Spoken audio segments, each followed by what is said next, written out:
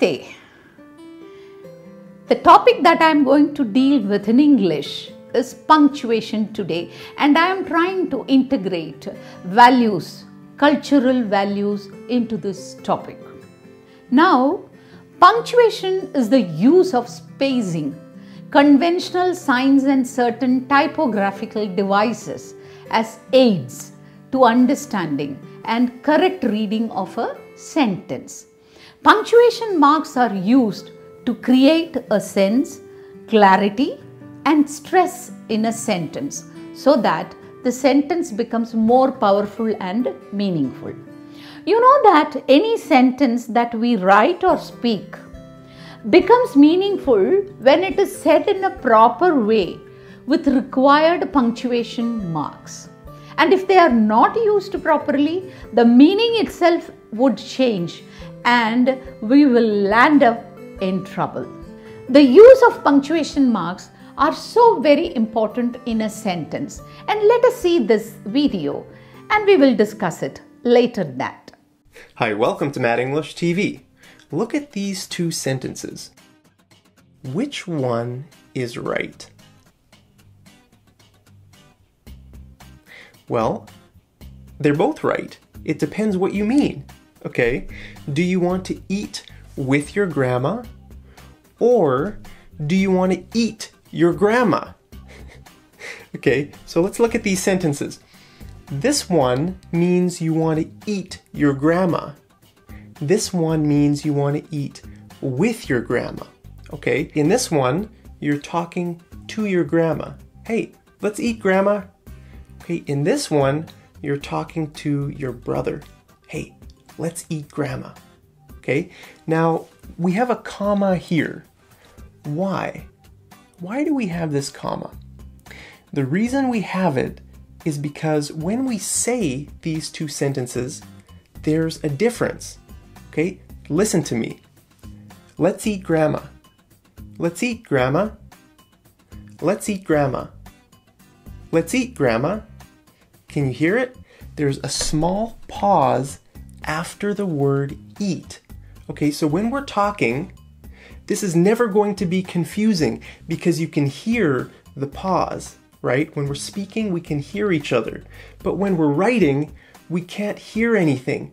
So we need some symbol here to represent the pause.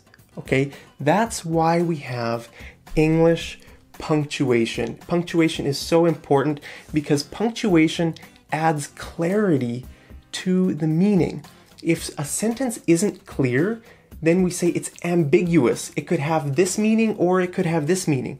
But if you have punctuation correctly in the sentence, then it makes it really clear. So then the sentence has a lot of clarity. If it doesn't have clarity, it's ambiguous. And ambiguity is really bad in writing and in speaking. Okay, so let's look at another example here. Mary said, I'm fat. Mary said, I'm fat. Okay, so these both have very different meanings. Here, Mary is saying that I'm fat. Here, Mary is saying that she herself is fat. Okay, can you see the difference? So punctuation is really important. It changes the meaning of a sentence.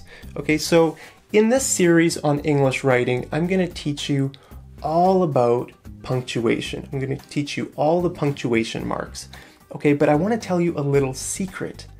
And the secret is that native English speakers suck at punctuation. Okay, so if your punctuation isn't very good, don't worry about it. In this series, I'm going to teach you everything that you need to know. Okay, so let's take a look at all the punctuation marks that we use in English. Okay, this is called a question mark.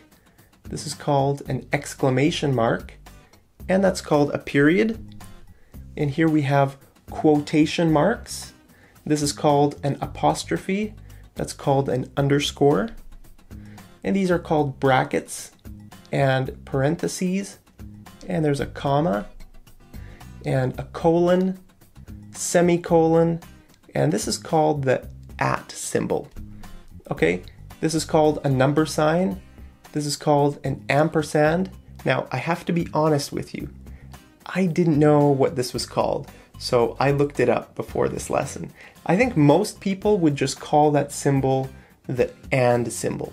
Okay, so this is called an asterisk, and this is the forward slash, the backslash, and this is called a dash or a hyphen. Okay, here we have an ellipsis and a tilde and a grave accent. Now, I have no idea why these last two are on our English keyboards because I've never used them before.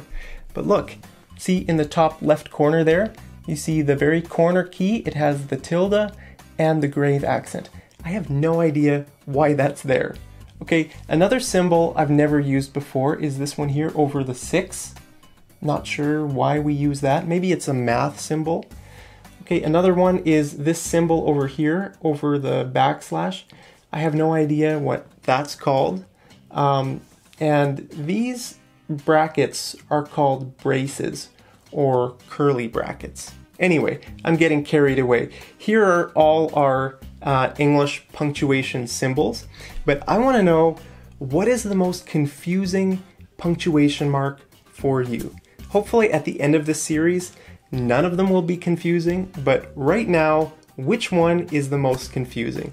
Let me know in the comments right down there, and I'll see you over in the next episode of Mad English TV. Take care. Hello there. You are back. You have seen from the video many interesting facts about punctuation. You also might have noticed that alone the punctuation marks have no meaning at all. These punctuation marks you have seen are very quietly placed in these sentences here and there. But the way they change the meaning of a sentence is unbelievable, is it not? They work silently, they work quietly and leave their mark there. They do not make any noise. Like a verb or a noun or an adjective or an adverb in a sentence, the presence of punctuation marks are hardly noticed by people to a large extent. But when a critical situation comes where the meaning of a sentence is interpreted, then these punctuation marks jump to life. That is why I said they are quiet, humble and simple, and do not make a noise in a sentence but make their presence felt. How is cultural values linked here? Yes. What is the cultural value we can think of here? You tell me. Yes, the activity that exudes humility, simplicity in approach and quietness of work, and probably silence many a time without making a huge noise, can be considered as a value, a cultural value.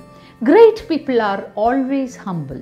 We say they have the culture of their own. What is that culture?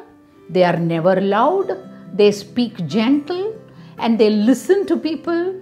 They have all the simplicity on earth and respecting their roots. The punctuation marks are also like that. They just do exactly that. Basic qualities like respect, kindness, concern for others, humility, simplicity, interdependence, coexistence, tolerance are some of those cultural values. A country like ours is respected across the world for its fundamental values that are depicted through its dharma, like truth, love, tolerance. And these are the universal values that India has adopted. That is the culture of India. Please answer the following MCQs in few seconds, and I will be asking you to do quite a few tasks. 3 tasks are given, but then remember you have to do only one. And choose from any subject, any one, and complete those answers and win fantastic prizes. So you have been listening to cultural values that speak volumes about individual, society and country's values through these subjects. Let me meet you with another value next time. Till then, namaste and thank you. Vijayam Ravi here.